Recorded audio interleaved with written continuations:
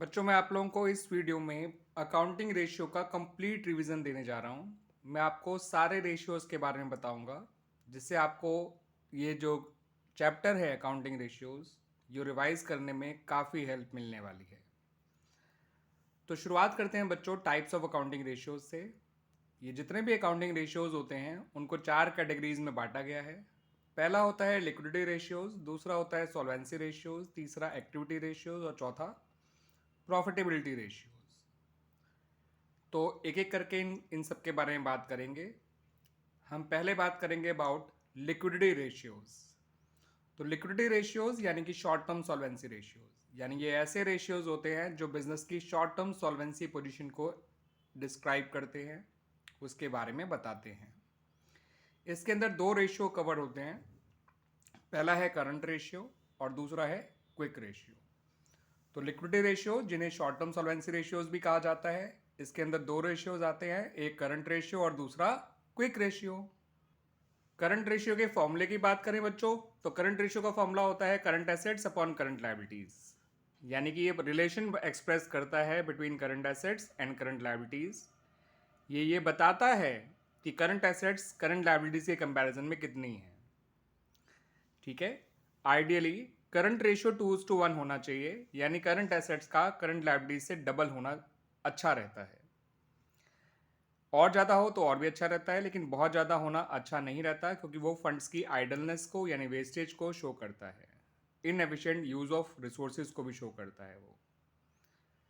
और अगर ये रेशियो 2:1 से कम रहता है तो इसका मतलब ये है कि फर्म के पास सफिशिएंट फंड्स नहीं होंगे to pay of their short term obligations, यानी कि अपनी शॉर्ट टर्म लायबिलिटीज या करंट लायबिलिटीज पे करने के लिए वो कैपेबल नहीं है, उनके पास सफिशिएंट फंड्स नहीं है। ठीक है बच्चों, करंट रेशियो को हम वर्किंग कैपिटल रेशियो भी कहा करते हैं, इस बात को भी याद रखिएगा बच्चों। अब बात करते हैं क्विक रेशियो की। तो क्विक रेशियो का फॉर्मूला होता है quick assets upon current liabilities. Ideally quick ratio जो है वो 1:1 होना चाहिए। ठीक है, यानी क्विक रेशियो बताता है कि क्विक एसेट्स करंट लायबिलिटीज के कंपैरिजन में कितनी हैं। तो करंट रेशियो और क्विक रेशियो में जो फर्क है वो न्यूमरेटर साइड पे है, डिनोमिनेटर में तो दोनों के ही करंट लायबिलिटीज आती हैं।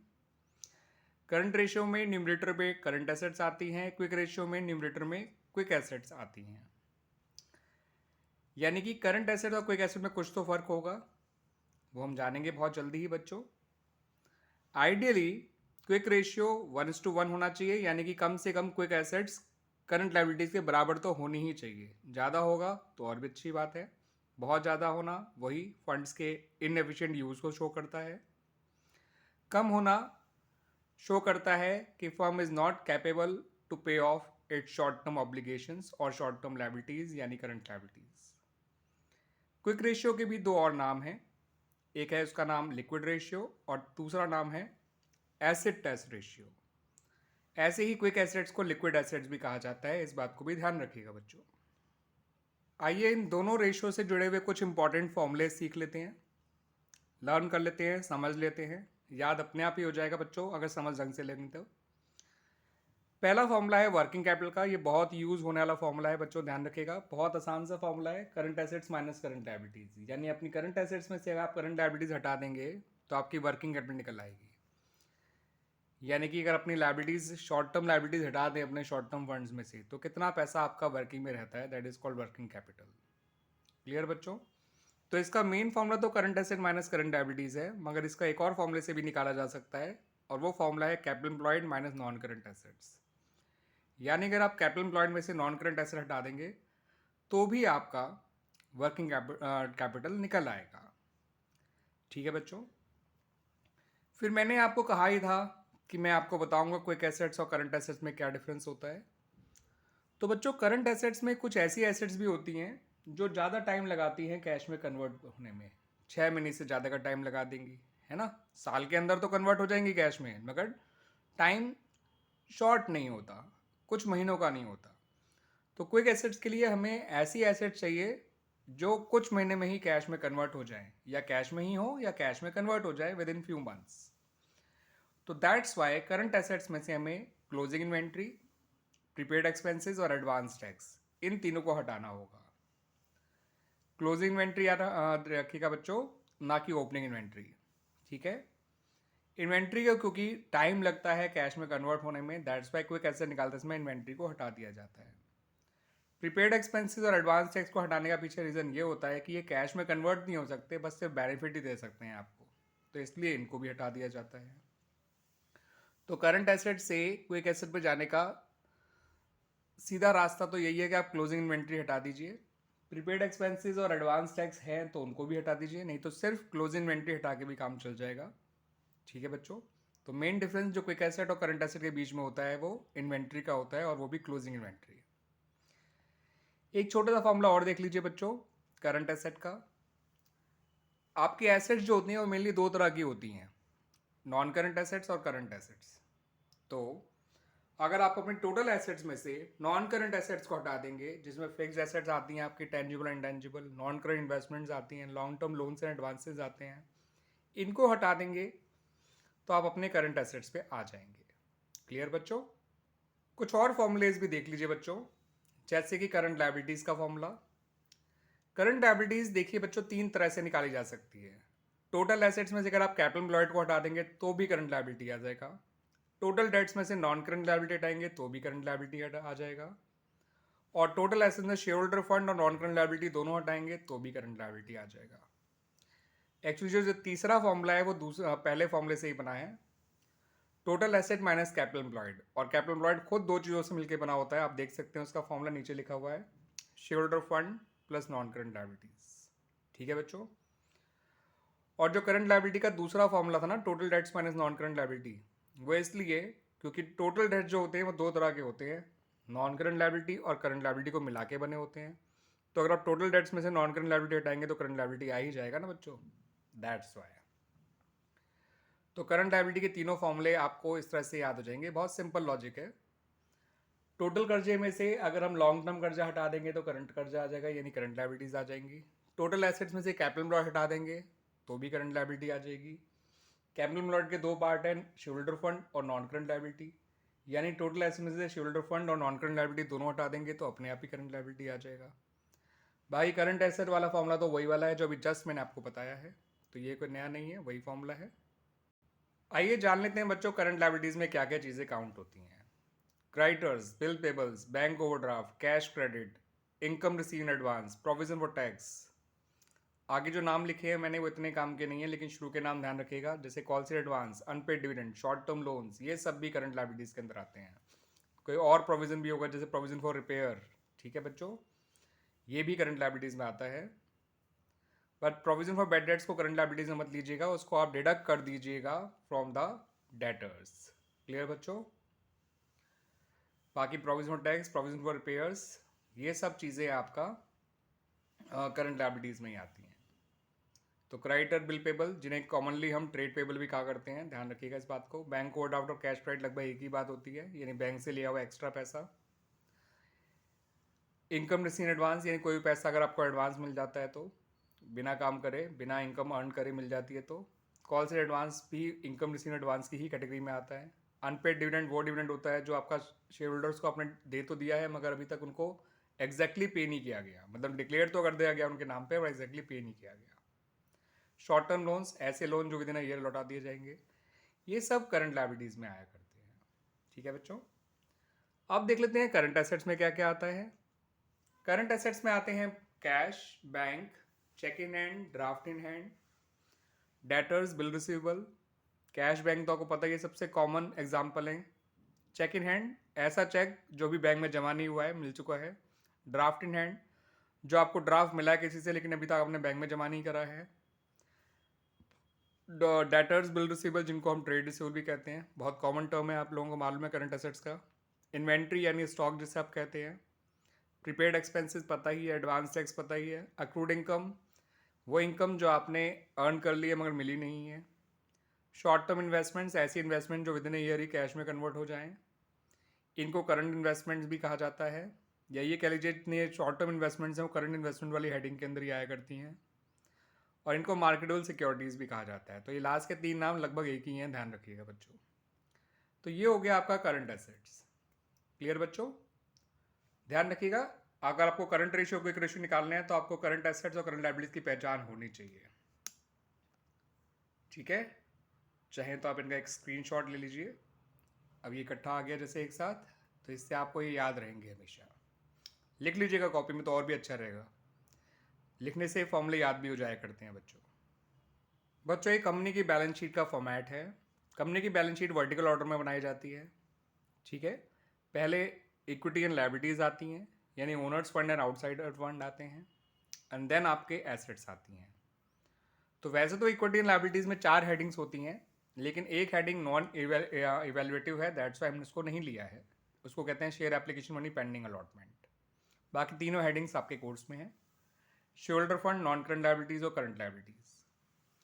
इन तीनों को जोड़ के भी टोटल एसेट आ जाएगा। अब टोटल एसेट कहिए या टोटल लायबिलिटी एक ही बात होती है। और एसेट साइड से भी आप जोड़ेंगे तो नॉन करंट एसेट और करंट एसेट जोड़ देंगे तो भी टोटल एसेट आ जाएगा। ठीक है बच्चों, कुछ बातें और ध्यान रख लीजिए, मैंने वैसे बता दी हैं आपको फॉर्मूले के अंदर कि शेयर होल्डर फंड और नॉन करंट लायबिलिटी जोड़ के कैपिटल एम्प्लॉयड आता है, बताया था ना बच्चों भी आपको जस्ट पहले। और दूसरा, नॉन करंट लायबिलिटी और करंट लायबिलिटी जोड़ देंगे तो टोटल डेट्स आ जाएगा। ठीक है बच्चों, तो टोटल एसेट जो है वो लायबिलिटी साइड की तीनों हेडिंग जोड़ के भी आ जाएगा, एसेट साइड की दोनों हेडिंग जोड़ के भी आ जाएगा। उसके अलावा कैपिटल एम्प्लॉयड में करंट लायबिलिटी जोड़ोगे तो भी आ जाएगा, शेयर होल्डर फंड में टोटल डेट जोड़ोगे तो भी आ जाएगा। तो देखिए टोटल एसेट के कितने सारे फॉर्मूले बन गए। इस सीक्वेंस को ध्यान रख लीजिएगा बच्चों, बहुत काम आने वाला है ये सीक्वेंस। बस आपको क्या नाम ध्यान रखने हैं, बस ये 5 नाम ध्यान रखने हैं। लायबिलिटी साइड में 3 नाम और एसेट साइड में 2 नाम। उन 3 में शुरू के 2 जोड़ोगे तो कैपिटल एम्प्लॉयड आ जाएगा, लायबिलिटी साइड के जो 3 है बाद के 2 जोड़ोगे तो टोटल डेट्स आ जाएगा, तीनों जोड़ दोगे तो टोटल एसेट्स आ जाएगा। पता ही है बच्चों आपको। ठीक है बच्चों, नाउ और देखते हैं क्या क्या फॉर्मूलेज हैं हमारे, क्या क्या चीज़ें काम की हैं। ये जो नोट्स हैं बच्चों इनको ध्यान रखिएगा, ये बहुत काम के नोट हैं। करंट रेशियो निकालते समय या क्विक रेशियो निकालते समय अगर आपको प्रोविजन ऑफ बैड डेट्स या provision for discount on debtors भी अगर दे रखा है, वैसे वो रेयर होता है लेकिन provision of bad debts common है, उसको डेटर में से माइनस कर दीजिएगा। डेटर्स का नेट वैल्यू लिया जाएगा while calculating current ratio. Provision of bad debts को मैंने कहा भी था कि इसे करंट लायबिलिटी में काउंट नहीं करते। बाकी प्रोविजंस जैसे प्रोविजन ऑफ टैक्स है, प्रोविजन फॉर रिपेयर्स है, ठीक है, वो सब आपका करंट लायबिलिटी में काउंट कर सकते हैं। But provision of bad debts, provision of depreciation को हम एसेट्स में से ही माइनस कर दिया करते हैं, प्रोविजन ऑफ बैड डेट्स को डेटर में से और प्रोविजन फॉर डेप्रिसिएशन को फिक्स एसेट में से। ठीक है, फिलहाल मैं बात कर रहा हूँ प्रोविजन फॉर बैड डेट्स की। दूसरा पॉइंट बहुत ही काम का है बच्चों, ध्यान रखिएगा। करंट रेशियो निकालते समय एंड आगे जाके मैं ये कहूँगा इन्वेंट्री रेशियो निकालते समय भी, क्योंकि वहाँ पे भी इन्वेंट्री का यूज़ आएगा, तो वहाँ पे के लिए भी ध्यान रख लीजिएगा। तो फिलहाल तो करंट रेशियो के बारे में बात सुनो। करंट रेशियो निकालते समय लूज टूल्स और स्टोर्स एंड स्पेयर्स को करंट एसेट में से माइनस कर दीजिएगा या इन्वेंट्री में से माइनस कर दीजिएगा। वैसे करंट एसेट में से माइनस कर दीजिए, एक ही बात है। ठीक है, क्योंकि इन्वेंट्रीज में से माइनस करके बाद में बची हुई इन्वेंट्री ऐड करनी है, तो पहले एक काम करिए ना, टोटल करंट एसेट आपको पता ही है, तो उसमें से loose tools and stores and spares या दोनों में से जो भी दे रखा होगा एक, उसको माइनस कर दीजिएगा। अब जो इससे जुड़ी हुई अगली बात है उसको बहुत ध्यान से समझिए बच्चों। आप जानते हैं, आपको वर्किंग कैपिटल का एक फॉर्मूला यूज करते हैं, current asset minus current liabilities, जो जस्ट अभी मैंने आपको बताया कुछ मिनटों पहले। उस फॉर्मूले को यूज करते समय आप करंट एसेट्स में से लूज टूल और स्टोर्स एंड स्पेयर्स को माइनस नहीं करोगे फ्रॉम द करंट एसेट्स और फ्रॉम इन्वेंट्री। रेशियो निकालते समय जरूर माइनस करना है, बट वर्किंग कैपिटल का फॉर्मूला यूज करते समय इसलिए करना पड़ रहा होगा ये फॉर्मूला यूज क्योंकि हमें करंट लायबिलिटी नहीं दे रखी होंगी, हमें निकालनी है, दैट्स वाई। तब मत माइनस करिएगा, इन पॉइंट को ध्यान रख लीजिए, इसका भी स्क्रीनशॉट ले लीजिए, और बल्कि मैं तो कहूँगा लिखते जाइए साथ साथ, वीडियो को पॉज करिए, लिखिए। ठीक है, इतनी सुंदर राइटिंग में तो मैंने आपको लिख कर दिया है बच्चों। अब जो मैं बात बताने जा रहा हूँ बच्चों, ये बहुत बहुत बहुत काम की है और ऐसी चीज़ एग्जाम में पूछ ली जाती है, वाइवा वगैरह में पूछ ली जाती है। ठीक है बच्चों, एमसीक्यूज में पूछ ली जाएगी, या हो सकता है 3 मार्क्स का एक ऐसा ही क्वेश्चन आ जिसमें 3 ऐसे पॉइंट्स आ जाएं जिसमें ये पूछा गया जाए कि बताइए ये ट्रांजैक्शन हमारे रेशियो को बढ़ाएगी या कम करेगी। ठीक है बच्चों, तो मैंने यहाँ पे 3 सिचुएशन ले ली हैं। पहली सिचुएशन ये कि जहाँ पर करंट रेशियो जो है वो मोर देन 1 है पहले से ही। दूसरी सिचुएशन में करंट रेशियो इक्वल टू 1 है। मोर देन 1 मतलब जैसे 2:1, 3:1, इवन 1.5:1, मोर देन 1 ही तो हो गया वो भी। इक्वल टू 1 तो समझ रहे हैं आप, 1:1, और लेस देन 1 मतलब 0.8:1, 0.6:1, 0.75:1। तो माना करंट रेशियो में से 3 सिचुएशन में से कोई भी एक सिचुएशन हो सकती है, ठीक है, मतलब कोई सा भी रेशियो गिवन हो सकता है जो मोर देन 1 हो, और इक्वल टू 1 हो या लेस देन 1 हो। तो ऐसे में ये 3 बातों का ध्यान रखिएगा। पहली बात कि अगर करंट एसेट और करंट लायबिलिटीज दोनों सेम अमाउंट से, मैंने यहाँ सेम अमाउंट बोला नहीं है लेकिन ध्यान रखिएगा, सेम अमाउंट से बढ़ते या गिरते हैं, तो ये बढ़ना ये गिरना, तो देखिए अगर रेशियो मोर देन 1 है तो ये अपोजिट रिएक्ट करेगा, उल्टा बिहेव करेगा, ठीक है। यानी अगर रेशियो मोर देन 1 है तो दोनों बढ़ेंगे तो ये कम हो जाएगा, और दोनों कम हो जाएंगे तो ये बढ़ जाएगा। रेशियो उल्टा चलेगा यहाँ पे, ठीक है बच्चों, यू फॉर उल्टा। और अगर रेशियो ऑलरेडी इक्वल टू 1 है तो उसमें कोई फर्क ही नहीं पड़ने वाला, उसमें कोई फर्क ही नहीं पड़ने वाला अगर दोनों सेम अमाउंट से बढ़ते और कम होते हैं, रेशियो अगर ऑलरेडी इक्वल टू 1 था तो। लेकिन अगर रेशियो लेस देन 1 था तो वो सीधा ही रिएक्ट करेगा, यानी बढ़ने से इनके वो भी बढ़ेगा, कम होने से इनके वो भी कम हो जाएगा, यानी ये सीधा रिएक्ट करेगा, ठीक है बच्चों। तो अगर दोनों करंट एसेट या करंट लायबिलिटीज बढ़ते या गिरते हैं तो मोर देन 1 में उल्टा चलेगा, इक्वल टू 1 में नो चेंज होगा, और लेस देन 1 में सीधा चलेगा। लेकिन अगर सिर्फ करंट एसेट बढ़ता या गिरता है तो ये तीनों सिचुएशन में सीधा ही रिस्पॉन्ड करेगा, चाहे रेशियो मोर देन 1 हो, चाहे रेशियो इक्वल टू 1 हो, चाहे रेशियो लेस देन 1 हो। अगर सिर्फ करंट एसेट बढ़ेगी तो ratio in all the 3 cases बढ़ेगा ही बढ़ेगा, अगर करंट एसेट बढ़ी है तो, और करंट एसेट गिरी है तो रेशियो तीनों ही केसेस में गिरेगा ही गिरेगा। डायरेक्टली रिस्पॉन्ड करना, सीधा, बढ़ा तो बढ़ा, कम हुआ तो कम हुआ, ठीक है। लेकिन अगर सिर्फ करंट लायबिलिटी ही चेंज होगी, सिर्फ डिनोमिनेटर ही चेंज होगा, तो तीनों सिचुएशन में, चाहे रेशियो मोर देन 1 हो, चाहे इक्वल टू 1 हो, चाहे लेस देन 1 हो, रेशियो उल्टा ही रिस्पॉन्ड करेगा। यानी कि अगर करंट लायबिलिटी बढ़ जाएगी रेशियो कम हो जाएगा, कम हो जाएगा, कम हो जाएगा। करंट लायबिलिटी कम हो जाएगी तो रेशियो बढ़ जाएगा, बढ़ जाएगा, बढ़ जाएगा, ठीक है बच्चों। इसका भी स्क्रीनशॉट ले लीजिए, ठीक है बच्चों। राइट डाउन करने से अच्छा इसका स्क्रीनशॉट मैटर करेगा आपके लिए, बहुत बहुत बहुत इंपॉर्टेंट चीज़ है ये। आइए बच्चों, अब आ जाते हैं अपनी दूसरी कैटेगरी ऑफ रेशियोज पे, जिसमें हम काउंट करते हैं इन 4 रेशियोज को: debt to equity ratio, total asset to debt ratio, proprietary ratio, और चौथा है आपका इंटरेस्ट कवरेज रेशियो। इनके फॉर्मूले इस बार मैंने इनके नाम के साथ साथ ही लिख दिए। वैसे तो इनके जैसे नाम वैसे फॉर्मूले हैं। डेट का मतलब नॉन करंट लायबिलिटी है, ध्यान रखिएगा बच्चों, टोटल डेट्स बिल्कुल भी नहीं है। तो डेट मतलब नॉन करंट लायबिलिटीज, इक्विटी मतलब शेयर होल्डर फंड, तो non current liability upon share holder fund. Total asset to debt ratio में टोटल एसेट ऊपर और डेट मतलब नॉन करंट लायबिलिटी नीचे। प्रोप्राइटरी यानी ओनर, ओनर यानी शेयर होल्डर फंड यानी शेयर होल्डर्स, तो इसलिए शेयर होल्डर फंड ऊपर और टोटल एसेट नीचे। डेट टू इक्विटी में एनसीएल अपॉन एसएचएफ, एनसीएल मतलब non current liability, SHF is share holder fund. Total asset to debt ratio में टोटल एसेट ऊपर और नॉन करंट लायबिलिटी नीचे। प्रोप्राइटरी रेशियो में शेयर होल्डर फंड ऊपर और टोटल एसेट नीचे। इस कैटेगरी का जो चौथा रेशियो है वो थोड़ा अलग तरह का रेशियो है, क्योंकि ये जो शुरू के 3 रेशियो हैं ये तो प्योर रेशियोज हैं। प्योर रेशियोज यानी कि जो 2:1, 3:1 इस तरह से लिखे जाते हैं, या सिंपल 2 लिख दिया जाएगा, या सिंपल 4 लिख दिया जाएगा, या सिंपल 3 लिख दिया जाएगा, या 3:1, 4:1, 5:1, ठीक है। लिक्विडिटी रेशियोज भी सारे प्योर रेशियोज थे, दोनों करंट रेशियो और क्विक रेशियो। बाकी सॉल्वेंसी रेशियो के शुरू के 3 तो प्योर रेशियो है। अब आते हैं इस चौथे पर, जिसके लिए मैंने ये भूमिका तैयार करी, प्योर रेशियो वाली। अब आते हैं चौथे रेशियो पे, जिसका नाम है इंटरेस्ट कवरेज रेशियो। ये रेशियो टाइम्स के तौर पे एक्सप्रेस किया जाता है, ठीक है, यानी ऊपर वाली चीज नीचे वाली चीज के कितना टाइम्स है, कितने गुना है, ठीक है। तो इंटरेस्ट कवरेज रेशियो मेनली ये देखता है कि आपका प्रॉफिट जो है इंटरेस्ट और टैक्स देने से पहले कितना था इंटरेस्ट के कंपैरिजन में। जितना ज़्यादा रहेगा, जितना ज़्यादा टाइम रहेगा उतना अच्छा है, उतना सेफ पोजीशन में है बिजनेस, उतना ज़्यादा लैंडर्स के लिए कंफर्ट की बात है, ठीक है बच्चों। वैसे मैं बता दूं, डेट टू इक्विटी रेशियो कम रहना अच्छा होता है, वैसे इसका आइडियल 2:1 रखा जाता है। ठीक है, कुछ अकाउंटेंट्स 1:1 भी रखना चाहते हैं, प्रेफर करते हैं। ठीक है, बट मोस्टली 2:1 को आइडियल रखा गया है।